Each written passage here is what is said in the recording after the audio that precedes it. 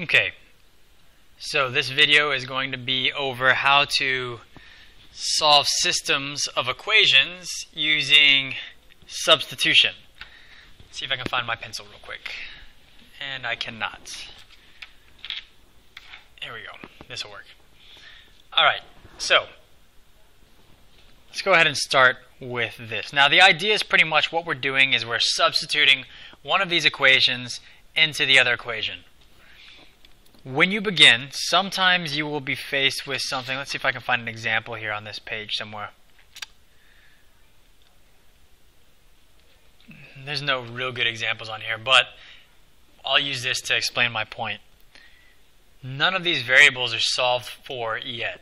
You have to begin by solving for a variable. Sometimes it gives it to you solved for. So for example, this one has y solved for on both the top and the bottom equation. This one has x solved for on the top. This one has y solved for. That's the equation that you want to start with. So in number one, we have x solved for. So we're going to take that, we're going to plug it into this equation.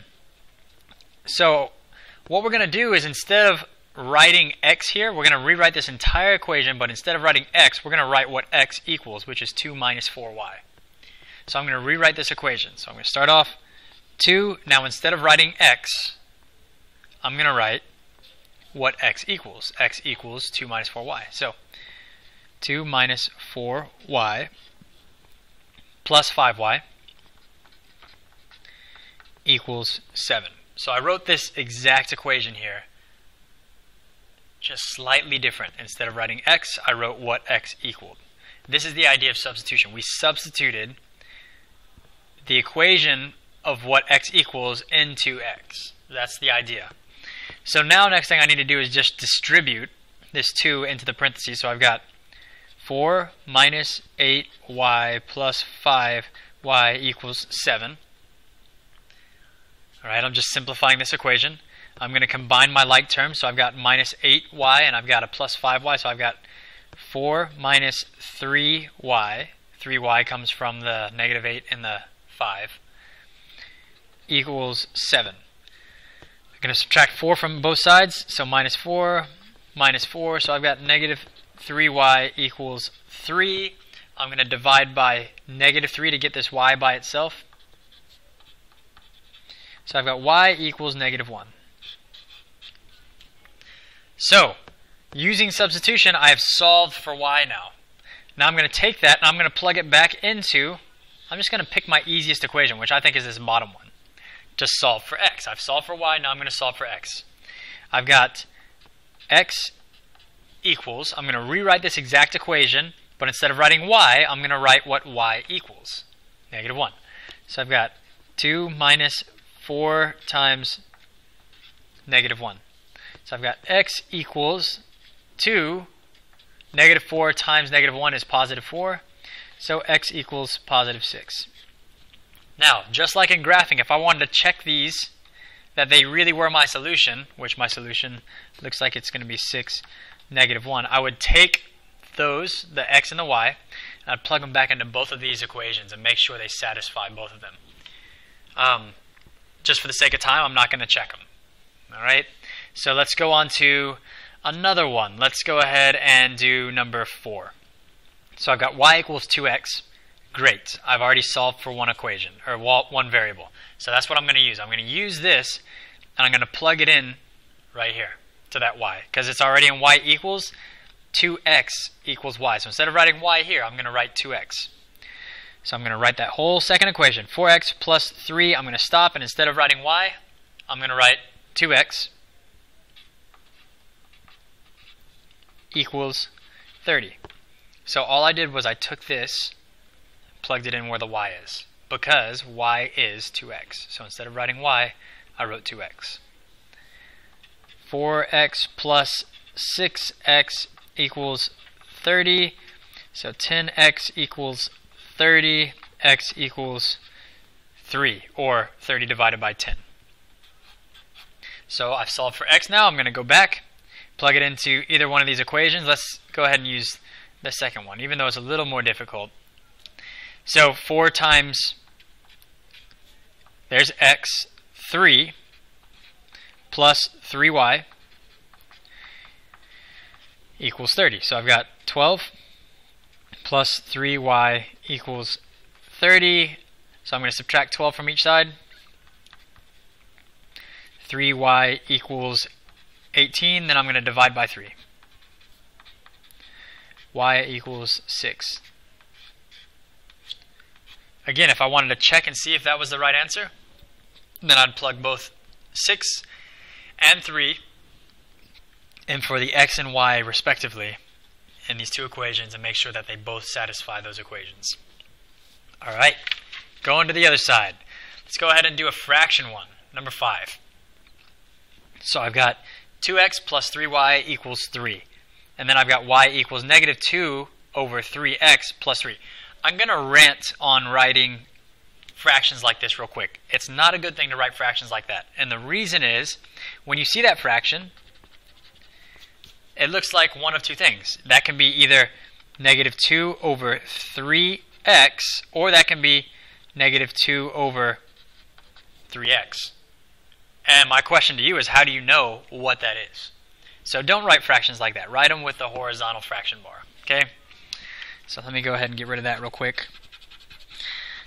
I'm off of my soapbox, done with my rants, and let's go on.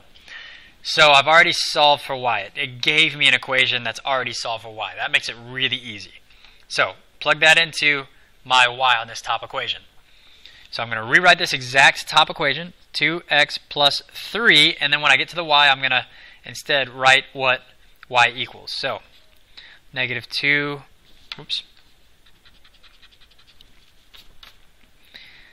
negative 2 divided by 3x plus 3 equals 3.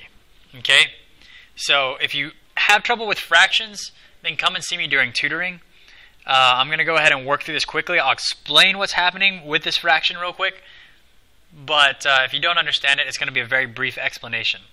So again, 2x, I'm going to distribute into this parenthesis. So I've got 3 times a negative 2/3. Now what happens right here is that 3 cancels with that 3 on this specific thing. So really I've just got minus 2x. Then I've got 3 times 3 plus 9 equals 3. So I've distributed now.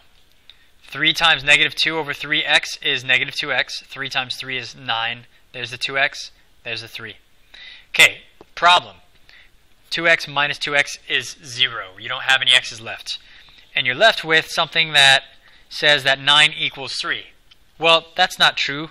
9 doesn't equal 3. So if you're left with an untrue statement, then you have no solutions. So if ever you're working this out and your variables cancel out and you're left with something that's not a true statement, there's no solutions.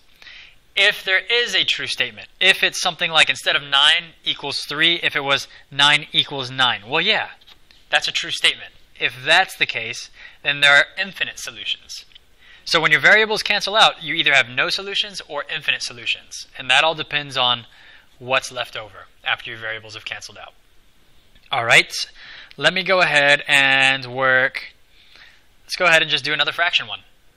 All right, so I've got y equals 2 over 3x plus 2 and y equals 3x minus 5. Actually, instead of doing this one, I'm going to go ahead and do this one because I saw this problem in class for some reason. Sometimes people take the long way around because it's just not in y equals. If you solve for x, it gave me it. It's solved for x. I'm going to use that. I don't have to solve for y every time. I'm going to solve for x. You only solve for y when you're graphing. So solving for x, we've done it. It's done. I'm going to take that. I'm going to plug it into this equation. So here's 4. And instead of writing x, I'm going to write 2y plus 3. 2y plus 3. That's what I wrote there. Okay, going to finish writing the rest of the equation. So I have minus 8y equals 12. I'm going to distribute. So 4 times 2y is 8y. 4 times 3 is 12 minus 8y equals 12. Perfect. What a follow-up example. This one, no solution because 9 does not equal 3 in the end. Okay, this one had no solution because 9 didn't equal 3. This one, you've got 8y minus 8y. So you're not left with any y's, but look, you got 12 equals 12. When it is a true statement, 12 does equal 12. That means there's infinite solutions. Okay? Alright, so there's that, and let's do one more. I don't know which one is tougher on these 8, 9, or 10 because they're all 3 variable. I guess I'll just take a stab and say number 9. So number 9. I'm going to start off by solving for whichever variable is easiest. Now when you look at this, one should strike you and make you think that's going to be pretty easy to solve for. When I look at that, it's that one. Now you can solve for any of them using any of the equations. I just think it's always easiest. I want to work less, so I'm going to do the most efficient one, the easiest one to solve for. So right here, if I'm going to solve for z, I'm going to start off by dividing by -5, because that's -5 times z. So when I do that, I'm going to have z equals 20 divided by -5 is -4. So I've solved for z. I'm going to take that, and I'm going to plug it into either this equation or this equation and solve for the other variable. Let's go ahead and plug it into this one right here. So I've got 3y minus 5, and then instead of writing z, I'm going to write what z equals, which is -4. So I'm going to write a -4 right there. Okay, so I've got 3y minus 5 times -4 equals 11. So I took this, plugged it in there if anybody's confused. So I've got 3y, -5 times -4 is positive 20 equals 11. Now I need to subtract 20 from each side. So I've got 3y equals -9. I'm going to divide by 3. I've got y equals -3. Okay, so now I've got a z, I've got the y, and now I need the x. So it looks like I need to actually use this z again and use it for the top equation. So I've got 5x. The reason I'm using the top equation, in case anybody's confused, is if I'm solving for x, it's the only equation out of all 3 of these that has an x in it. So if I need to solve for x, the equation has to have an x in it. So 5x minus 8z, 8z, so z is -4, equals 22. Okay, so I got 5x minus 8 times -4. Well, -8 times -4 is positive 32. So I got 5x plus 32 equals 22. I'm going to subtract 32 from both sides. So I've got 5x equals -10. Then finally I'm going to divide by 5. So x ends up equaling -2. If I wanted to check this, then I should be able to plug these values into every single equation and see if it works out. Also, I want you to be comfortable to see this also as a triple pair, or ordered triple. So -2, -3, -4 is my solution. You could also just write x equals -2. Y equals -3, z equals -4. The point is, guys, both of those are the correct way of writing this. Now, make sure you can interpret, like for example, if you see on the test and you've been writing it always this way on your homework, and you see on the test an answer choice that looks like this, know that this is the same thing as this. As long as you understand both ways of viewing it, I don't care how you write it. Make sure you box your answers as well. Let's see. So I've worked 1, 2, 3, 4, 5. Okay, and there's 10 questions, so I've worked 50% of the homework, and I've got 7 minutes. Let me go ahead and do one more. Here we go. This one right here. I want to get that fraction again. I know fractions kind of overwhelm you guys sometimes. So notice that both of these have already solved for y. So all I need to do is take one of them, it doesn't matter which one, and plug it into the other equation. So I'm going to go ahead and do that right here, taking the bottom one, plugging it into the top. So I'm going to rewrite the top equation, but instead of writing y, I'm going to write 3x minus 5. So I've got 3x minus 5 equals 2 over 3x plus 2.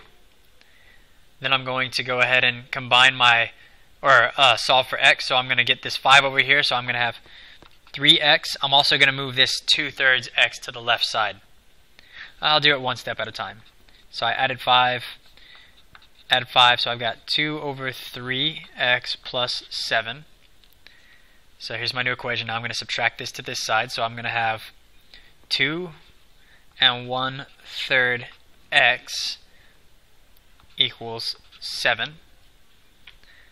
Sometimes it's nice to take something like this and put it into your calculator and get a decimal out for it.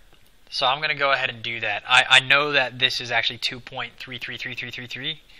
So I'm going to go ahead and do 2.3 continued equals 7. So I'm going to divide by 2.3. So x equals 7 divided by 2.3 continued. And let me see if I get this right. So that is 3. I think that's just 3. So x equals 3. I hope I got that right. If you have a calculator, you should definitely know. Take that, plug it into the easiest equation to use, which looks like the bottom one. So I've got y equals 3 times 3 minus 5. Notice again, I'm just taking that, plugging it in as x right there. So I've got y equals 3 times 3 minus 5. Okay. Y equals 9 minus 5. So y equals 4. And that should be my answer. Alright. Hopefully this will help you, and I will see you guys in class as soon as I can figure out how to turn this thing off. There we go.